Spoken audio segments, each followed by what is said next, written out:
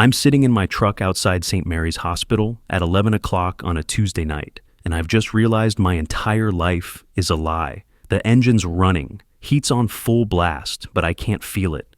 My phone's in my hand, screen still lit up with the text message that changed everything. It's from Sophia, my daughter, my 15-year-old daughter, and it says, "Dad, can we talk? I need to tell you something. I'm sorry. I'm sorry." 2 words. That's all it took to confirm what I'd been trying not to believe for the last 4 hours. This morning, everything was fine. Normal even. Sophia asked me for $50 for some debate tournament out of town this weekend. I gave it to her without thinking. Lauren, my wife, kissed me goodbye before her double shift at the hospital, told me she'd probably crash in the on-call room, not to wait up. I went to work, framed out a kitchen edition for the Hendersons, came home, made myself dinner, watched ESPN. Then I found the hotel receipt. It was in Lauren's gym bag. She'd left it on the kitchen counter, asked me to grab her water bottle from the side pocket. The receipt fell out. Courtyard Marriott downtown. 2 nights last week. Room service for 2. I told myself there had to be an explanation. Conference maybe. Work thing. But Lauren's a nurse practitioner. She doesn't have conferences that require hotel rooms 20 minutes from our house. So I did what I shouldn't have done.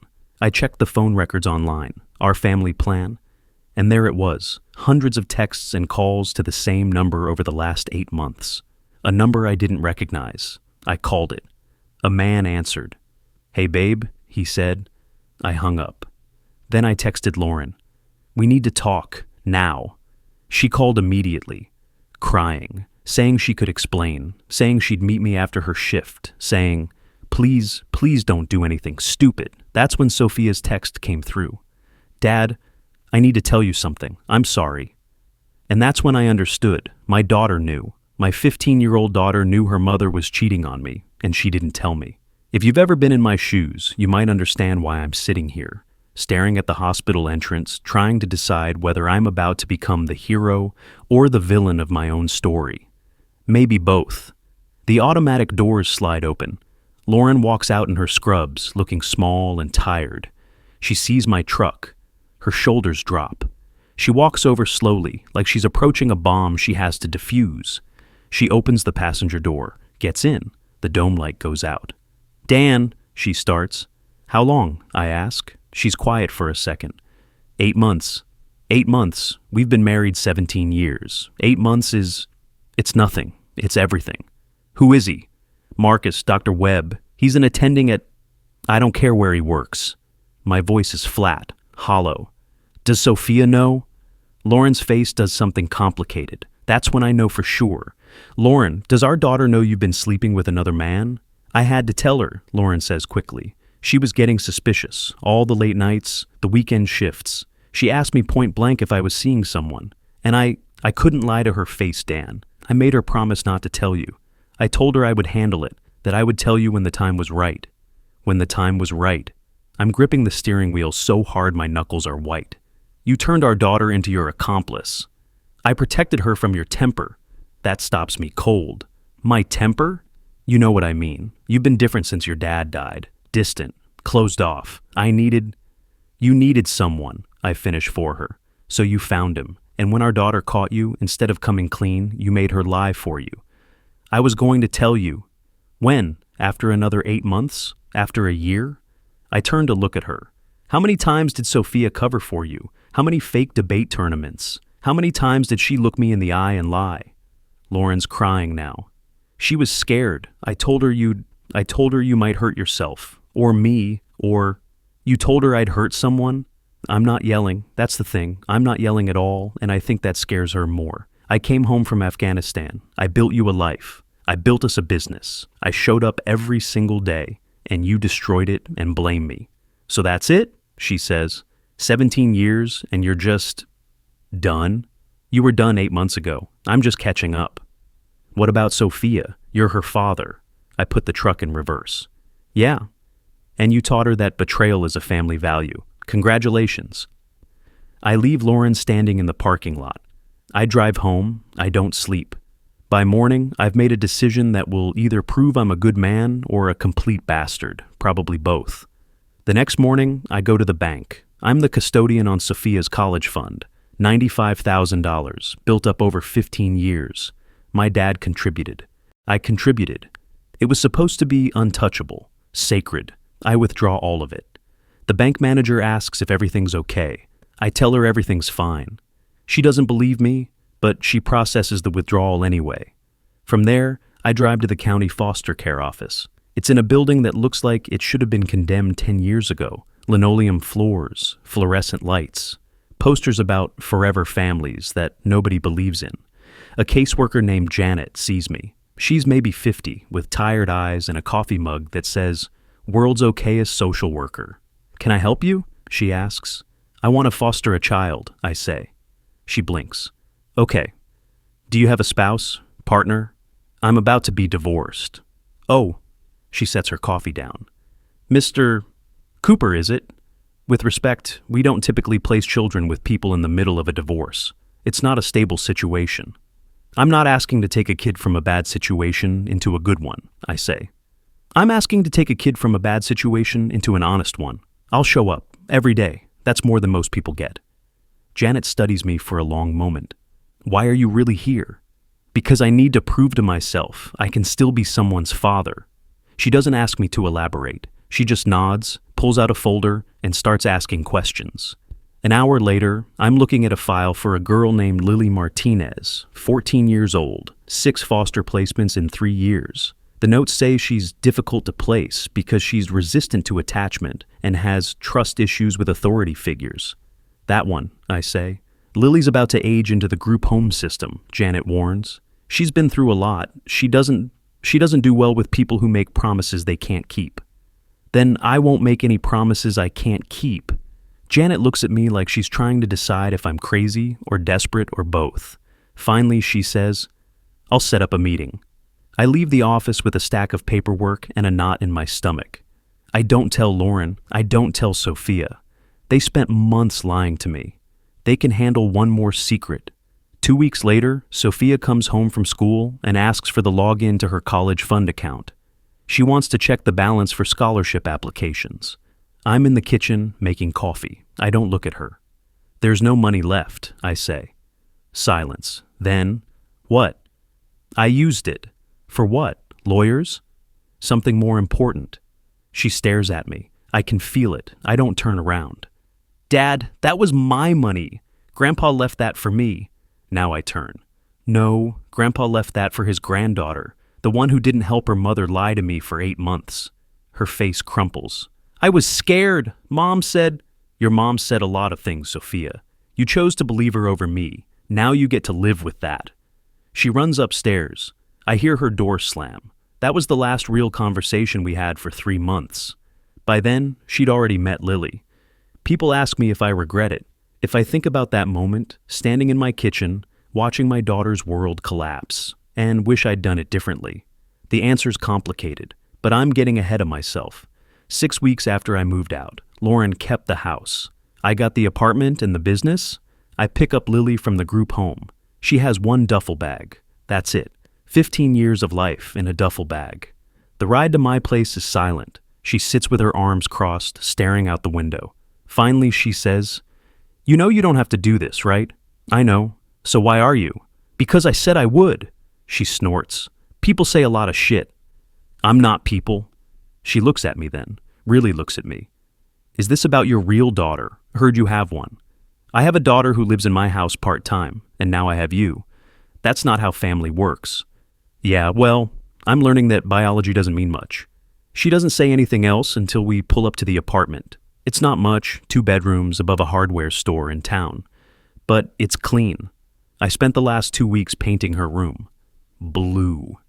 Janet said Lily liked blue. Lily walks in, looks around. "Which room's mine?" I point. She goes in, drops her bag, comes back out. "Can I ask you something?" she says. "Sure." "Why'd you pick me, out of all the kids in the system? Why me?" I think about that. About the real answer, which is, because I needed someone who wouldn't betray me. Because I needed to prove I could still love someone without getting destroyed. Because I'm angry and hurt, and this is the only thing that makes sense. But what I say is, because you deserve someone to pick you. She blinks fast, looks away. That's a shit reason. It's the only one I've got. That night, I make spaghetti. We eat in silence. Afterward, she washes dishes without being asked.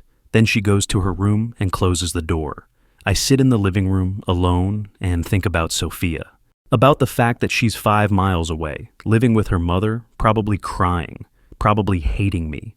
And I think about my phone, which hasn't buzzed with a text from her in days. I should call her. I know I should. I don't. 3 weeks after Lily moves in, I get the call I've been dreading. It's my mother. She's been calling every day. I've been ignoring every call, but tonight I'm tired, and I answer without thinking. "Daniel," she says, "what are you doing to that girl?" "Which one?" "Don't be cute. Sophia, your daughter. What are you doing?" I close my eyes. "Mom, I don't want to—" "Lauren made a mistake," Mom says. "People make mistakes, Daniel. You don't punish children for their parents' mistakes." "What about Sophia?" I ask. "What's her excuse?" "She's 15. She's a child." "She's old enough to lie. She's old enough to face consequences. Your father would be ashamed." That stops me. My dad, Richard Cooper, the guy I spent my whole life trying to live up to, would be ashamed. "Dad left me letters," I say quietly. "I'm doing exactly what he taught me." "He taught you to punish children?" I hang up. I sit there in the dark, fingers wrapped around the dog tags I wear around my neck. They were my dad's. Vietnam. He wore them every day until he died. Now I wear them. Coopers don't quit. That's what he always said. Coopers don't leave their posts. But what if staying means destroying yourself? I don't have an answer. The first dinner with Sophia present is a disaster. It's her weekend with me, court-ordered visitation, even though the divorce isn't final yet. She shows up with a bag and an attitude. I'm making tacos. Lily's setting the table. When Sophia walks in and sees Lily sitting in what used to be her spot, her face goes white. "Are you serious right now?" Sophia says. Lily looks up, deadpan. "Hi, I'm the one your dad bought with your college money. Nice to meet you." Sophia's eyes fill with tears. "Dad, Sophia, this is Lily. Lily, Sophia. How could you do this to me?" Sophia's voice cracks. "I didn't do this to you," I say. "Your mother did. And you're making me pay for it." I set the spatula down, turn to face her. "No, I'm teaching you that actions have consequences. Your mother didn't. Someone had to." Sophia runs upstairs. Her door slams. I start to follow. Lily stops me. "Let her go," she says. "She'll come back or she won't. That's her choice." I look at this 14-year-old kid who's been abandoned more times than I can count, and she's the one teaching me about letting go. After dinner, which Sophia doesn't come down for, Lily helps me clean up. "She's right, you know," Lily says, scrubbing a pan. "This is punishment. Just make sure you know who you're punishing." The community turns on me pretty quickly. Small town. Everyone knows everyone. And everyone has an opinion about Dan Cooper, the veteran who lost his mind and replaced his daughter with a foster kid. I'm at the hardware store, picking up supplies for a job, when Travis, guy I've known since high school, corners me by the lumber section. "Man," he says, "what are you doing?" "Buying drywall. You know what I mean? Everyone's talking." "Let them." "Sophia's telling people you abandoned her." "She abandoned me first." Travis shakes his head. "I get it, man. Lauren screwed you, but taking it out on your kid? She's not a kid. She's 15. When I was 15, I knew not to lie for 8 months." "You're losing people, Dan." "Maybe I needed to lose them to see who was real." Travis walks away. I buy my drywall. I drive home. I sit in my truck in the driveway for 20 minutes before I go inside. When I finally walk in, Lily's at the kitchen table doing homework, Sophia's usual spot. She's using Sophia's favorite mug for her tea, and I think, maybe not a mistake after all. A week later, I get a letter from Lauren's lawyer. She's not contesting the divorce. She's asking for joint custody of Sophia. And there's a handwritten note from Lauren tucked inside. "Dan, I know you're angry, but please don't let this destroy our daughter. She's already lost so much." I crumple the letter. Lily's standing in the doorway. "What's that?" "Nothing?" People who say nothing always mean everything. I look at her. This kid who's been in my house for 6 weeks and already knows me better than my wife of 17 years. "It's from Lauren," I say. "What's she want?" "Me to stop being angry." "Are you angry?" "Yeah." Good, Lily says. You should be. Just don't stay there forever. That night, I go out to the garage. I keep a box there, my dad's stuff. Letters he wrote me before he died, photos, his dog tags, which I wear now, and some things I've never looked at. Tonight, I open the box all the way. There's an envelope I've never seen before. It's labeled, "For Daniel, when you have your own family." It's dated 2 weeks before he died. I open it. Son, if you're reading this, I'm gone. And if you're anything like me, you're about to make a mistake that will define your life. I need to tell you something I never told you when I was alive. Something your mother and I agreed to keep between us. 20 years ago, your mother had an affair. It wasn't physical, it was emotional. A coworker. They talked for months. She said it was just friendship, but I saw the texts. I saw the way she looked at her phone, and I knew. I was devastated. My buddies told me to leave. Your grandfather, my dad, told me Coopers don't quit. I didn't know what to do, so I stayed. But on one condition, she had to prove every day that she chose me. It took years, Daniel, years of rebuilding trust, of learning to look at her without seeing the betrayal, of deciding every morning that I was going to show up anyway. I didn't stay because I was weak. I stayed because I wanted to prove that love wasn't about blood or vows. It was about choosing someone even after they hurt you. But here's what I learned, and this is important. You can't make someone choose you. They either do or they don't. Your mother chose me. Every day for 20 years. That's the only reason it worked. If Lauren chooses you, son, stay. If she doesn't, leave. But whatever you do, don't punish yourself trying to prove a point. Love, Dad P.S. The box also has something about the boy we fostered when you were 6. I don't know if you remember him, but he's the reason I believe blood doesn't make family. Love does. I set the letter down. I don't remember a foster brother, so I keep digging. There are photos. A kid, maybe 8 years old, standing next to me. We're both wearing Cooper Construction t-shirts, both grinning. In another photo, we're at a Little League game. There's a journal, my dad's handwriting. Tommy calls me Dad. Daniel doesn't even remember life before him. When it's time to send Tommy back to his mother, it's going to break all of us. But we signed up to love him anyway. Another entry. Tommy left today. His mom finished rehab. She's ready to be his mom again. Daniel cried for 2 weeks, asked me why Tommy couldn't stay. I told him because his mama fought to get healthy for him. That's what love looks like. And suddenly, I remember Tommy. His name was Tommy. He lived with us for 2 years when I was 6 to 8 years old. He left when his mom got clean. I cried. My dad held me and said, "Some people come into your life for a season, buddy. That doesn't make them less real." There's a final entry. Tommy came back for one visit, age 17. Thanked me for not giving up on him. Said I showed him what a father should be. That's all any of us can do. Show up, even when it's temporary. I close the journal. I sit there, surrounded by my father's words, and I realize I'm not replacing Sophia with Lily.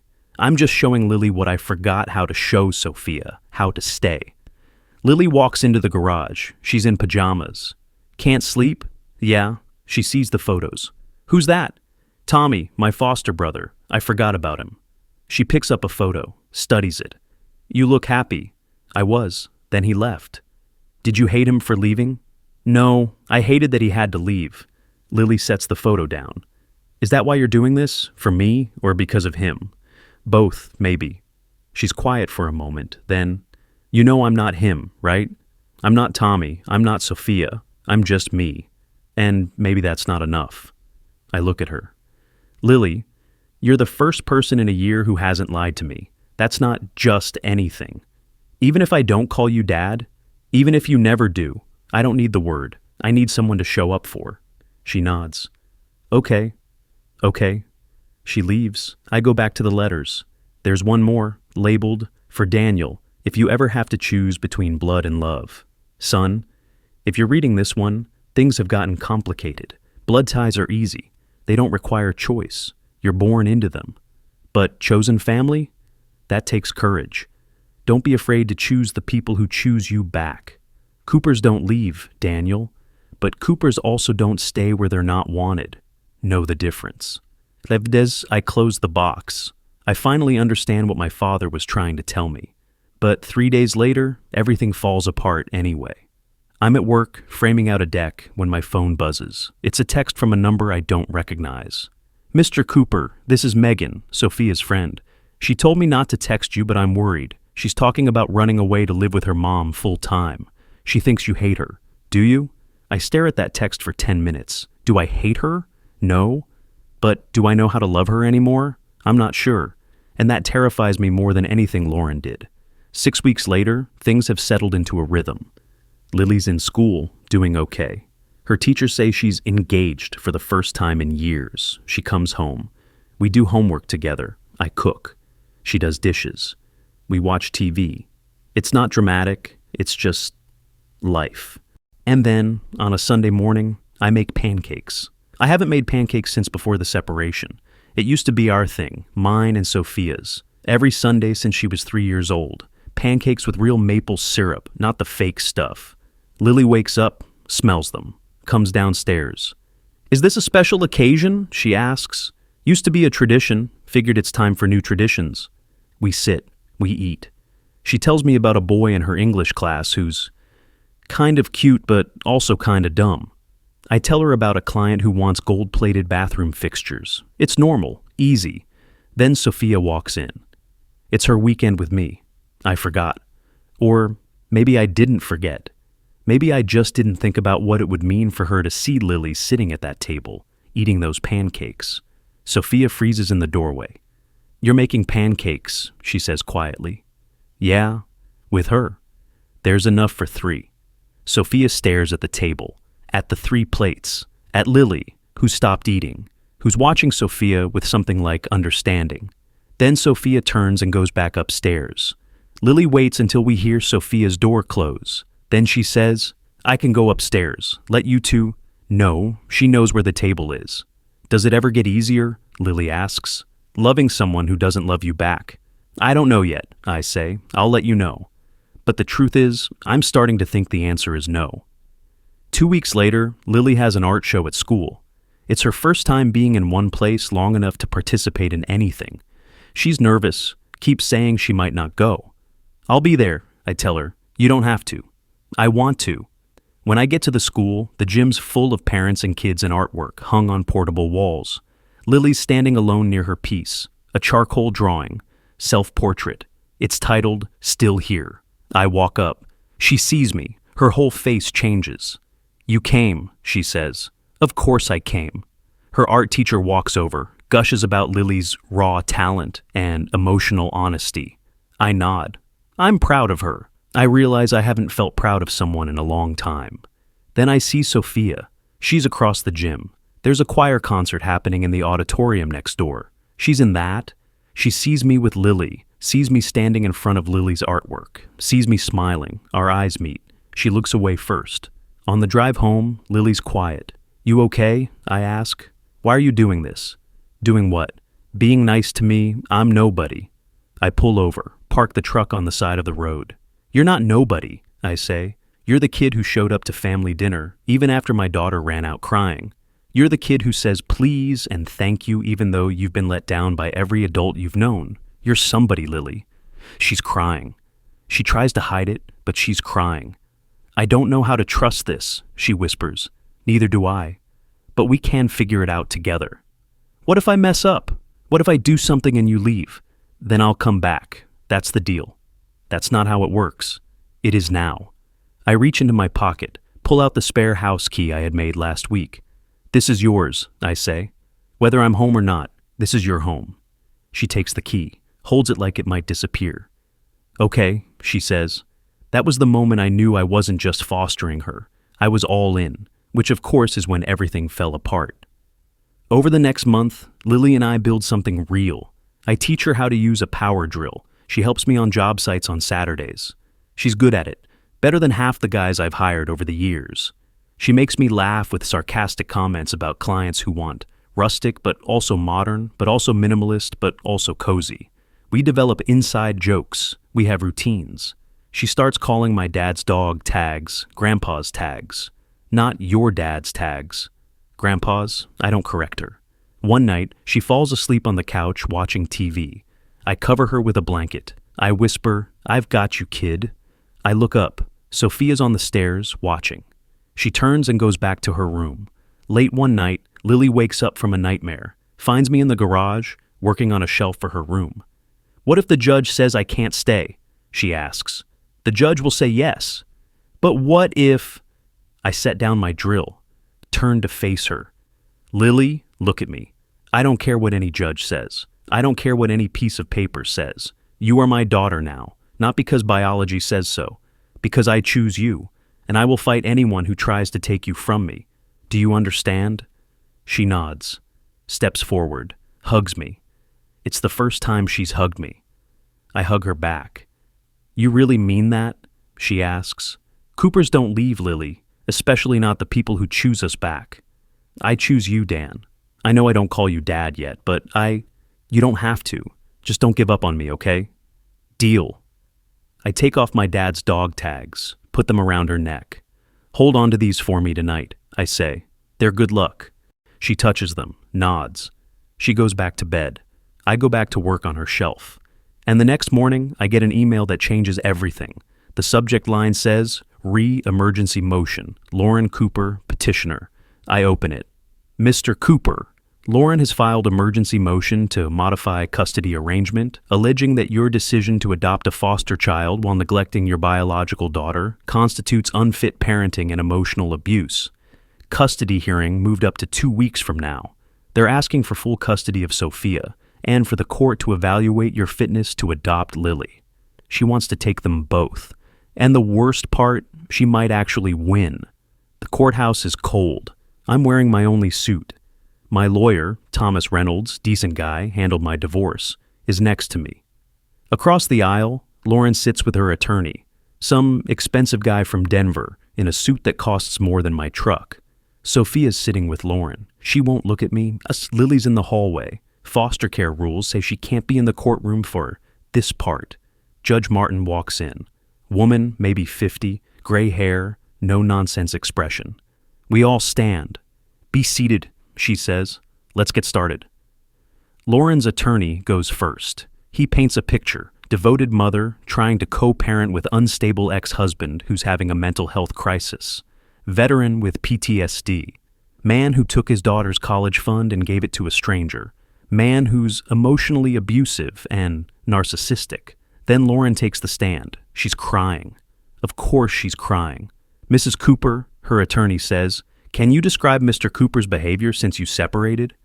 "He's shut Sophia out completely," Lauren says. "He barely speaks to her. He gave away her college fund, money my father-in-law left for her, to adopt a child he barely knows. Our daughter is suffering, and he doesn't care." "And why do you believe Mr. Cooper took these actions?" "To punish me, by hurting Sophia." The attorney nods sympathetically. "Mrs. Cooper, in your professional opinion as a healthcare worker, do you believe Mr. Cooper's behavior constitutes emotional abuse?" Lauren hesitates, just for a second. Then, "I think he's in pain, and I think Sophia's collateral damage." My lawyer objects. Judge sustains it, but the damage is done. Lauren's attorney sits down. My lawyer stands up. "Your Honor," he says, "we'd like to call a witness." "Proceed." We call Sophia Cooper to the stand.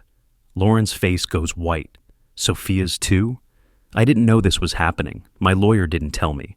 Sophia walks to the stand, gets sworn in, sits down. She looks terrified. My lawyer approaches. He's gentle. "Sophia, I only have a few questions. First, did your father ever hit you?" "No." "Did he ever threaten you?" "No." "Did he ever tell you he didn't love you?" "No, but he stopped acting like it." "Can you tell the court why you believe that happened?" Sophia looks at Lauren, then at me, then down at her hands. "Because I helped my mom lie to him," she says quietly. The courtroom goes silent. "Can you explain?" my lawyer asks. Sophia's crying now. Mom had an affair. For 8 months. She used me as an excuse, said she was taking me to tournaments and camps and stuff. But really she was with him, with Dr. Webb. And when I figured it out, she made me promise not to tell Dad. She said he had PTSD, that he'd hurt himself, or her, or me, if he found out. So I lied. For 8 months, I lied. Lauren's attorney is on his feet, objecting, but the judge waves him down. "What happened when your father found out?" my lawyer asks. "He looked at me like I was a stranger, like he didn't know me, and I deserved it." "Did he tell you that you deserved it?" "No, but I could see it in his face. And then he took my college fund and adopted Lily, and I thought he was punishing me. But now I think he just didn't know how to trust me anymore." My lawyer nods. "Thank you, Sophia. No further questions." Sophia doesn't leave the stand. She keeps talking. "He didn't abandon me," she says. "I know that's what Mom's saying, but it's not true. He created distance, and maybe I needed that. Maybe we both did, because I broke his trust, and I don't know how to fix it. But taking Lily away from him isn't going to fix it either." The judge looks at her. "You can step down, Miss Cooper." Sophia nods, walks back to her seat. Lauren won't look at her. Then it's my turn. I take the stand, get sworn in. Lauren's attorney comes at me hard. "Mr. Cooper, isn't it true you adopted Lily Martinez specifically to hurt your daughter?" "No." "Then why?" I take a breath. "Because I needed to prove to myself I could still be someone's father, that I wasn't broken. By abandoning your biological daughter, I didn't abandon her. I created distance. Is there a difference to a 15-year-old girl?" I look at Sophia. She's watching me now. "No," I say, "probably not." "So you admit your actions hurt her?" "Yes." "And yet you proceeded with the adoption anyway?" "Yes." "Why?" I'm quiet for a long moment. Then, "Because Lily needed someone, and I needed to be needed by someone who wouldn't lie to me." The attorney pounces. "So you were using this child to make yourself feel better?" "Objection," my lawyer says. "I'll allow it," the judge says. "Answer the question, Mr. Cooper." "No," I say. "I was giving her a home, a real one, the kind she's never had. And, yeah, maybe it helped me too. But that doesn't make it wrong." The attorney keeps pushing, keeps trying to paint me as unstable, vindictive, dangerous. Finally, the judge interrupts. "Mr. Cooper," she says, "do you love your daughter Sophia?" "More than anything." "Then why haven't you told her that?" I look at Sophia again. Because I didn't know how to love someone and protect myself from them at the same time. I still don't. But I'm learning. The judge nods. "You may step down." My lawyer calls one more witness, a letter from Lily read aloud by him. "Your Honor, my name is Lily Martinez. I'm 14. I've been in foster care for 3 years, 6 homes. Some were okay, most weren't. None of them kept me. Mr. Cooper is different. He kept his promises. When he said he'd pick me up from school, he did. When he said he'd help with homework, he did. When he said I could stay, he meant it. I know this case is about whether he's a good dad to Sophia. I can't speak to that. But I can tell you that he's the first adult who loved me enough to wait for me to love him back. He didn't rush me. He didn't demand I call him dad. He just showed up. I know Sophia probably hates me. But if she gives him another chance, I'll share him. I'm good at sharing. I've had to be. Sincerely, Lily Martinez. When my lawyer finishes reading, there are tears in the courtroom. The judge calls a recess. 30 minutes later, she returns. "This," she says, "is one of the hardest cases I've seen. Mr. Cooper, your actions were unorthodox, arguably cruel, but, Mrs. Cooper, you weaponized your daughter to hide infidelity, then blamed your husband's response as abuse. Neither of you is without fault." She looks at her notes. "Joint custody of Sophia will remain in place, 50-50. Mr. Cooper's adoption of Lily Martinez may proceed. However, family therapy is required for Mr. Cooper and Sophia for a minimum of 6 months. Mrs. Cooper, you will attend co-parenting counseling." She looks at Sophia. "Young lady, you're old enough to choose where you spend your time within that custody arrangement. I'm giving you that choice. But I want you to know, both your parents love you. One of them showed it badly. One of them hid behind you. But they both love you." She bangs her gavel. Court adjourned. Outside on the courthouse steps, I stand alone. Lily approaches from one side, Sophia from the other. We stand in a triangle. "Dad?" Sophia says. "Yeah." "Can we talk? Maybe get pancakes?" I look at Lily. She nods. "I told you," Lily says. "I'm good at sharing." 6 months later, it's Sunday morning. I'm in my kitchen, our kitchen technically. I move back into the house. Lauren moved out. Sophia lives here full-time now, her choice. Lily's room is officially Lily's room, with her name on the door, in wooden letters I made. I'm making pancakes. Lily's helping. She's learned the recipe. Says hers are better than mine now. She's probably right. Sophia comes downstairs. She doesn't freeze at the doorway anymore. She just walks in, grabs a plate, sits down. You want the real syrup or the fake stuff? Lily asks. Dad only buys real stuff, Sophia says. Yeah, he's bougie like that. I'm sitting right here, I say. They laugh. We eat. We talk about normal things. Sophia's math test, Lily's art class, my client who wants a chandelier in his garage. It's not perfect. Sophia and I still have hard days. Days when we don't know what to say to each other. Days when the past sits between us like a wall, but we're trying. After breakfast, Lily excuses herself. Homework. Sophia and I are alone at the table. Dad, she says, yeah? I need to say something. Okay. I'm sorry for lying, for choosing her over you, for everything. Soph? No, let me finish. I was scared, but that's not an excuse. You deserved better. So did you. I should have fought for you harder. Instead, I ran. You didn't run. You just paused, and I get it now. You do? Yeah. Lily told me about foster care, about how many people left her, and I realized you didn't leave me. You just needed proof someone would stay. I'm sorry I couldn't be that person then. I reach across the table, take her hand. You're that person now. That's what matters. I love you, Dad. I never stopped. I just didn't know how to show it. I love you too, Sophia. 2 weeks later, we're back in court. Different reason this time. Judge Martin signs Lily's adoption papers. It's official. She's Lily Cooper now. Sophia's with us. She insisted. Do I get the dog tags now? Lily asks as we leave the courtroom. I laugh, pull them off my neck, put them on hers. Yeah, kid, you get the dog tags. Sophia watches, smiles, no jealousy, just acceptance. We take a photo, me in the middle, Lily on one side, Sophia on the other. A family, not the one I planned, but the one I have. That night, I'm in the garage. I pull out my dad's letters one more time. I write one back. I know he can't read it, but I write it anyway. Dad, I think I finally understand what you were trying to tell me. Blood doesn't make family, choice does. But the hardest part about choosing someone is letting them choose you back, even after you've hurt them. I have 2 daughters now. Lily chose me, Sophia re-chose me. And I'm learning that maybe that's what family is. People who keep choosing each other, even when it's hard. You were right, Dad. Coopers don't leave. Not when someone's still fighting to stay. Love, Daniel. I fold the letter, put it in the box with his, then I go back inside, where Lily and Sophia are arguing about what movie to watch. I sit between them on the couch. Democracy, I say, we vote. That's not fair, Lily says. Sophia always votes with you. Do not, Sophia says. Do too. I smile, close my eyes, listen to them bicker. This is what I fought for. People ask me if I regret it, using Sophia's college fund to adopt Lily, taking the nuclear option instead of trying to fix things. Here's the truth.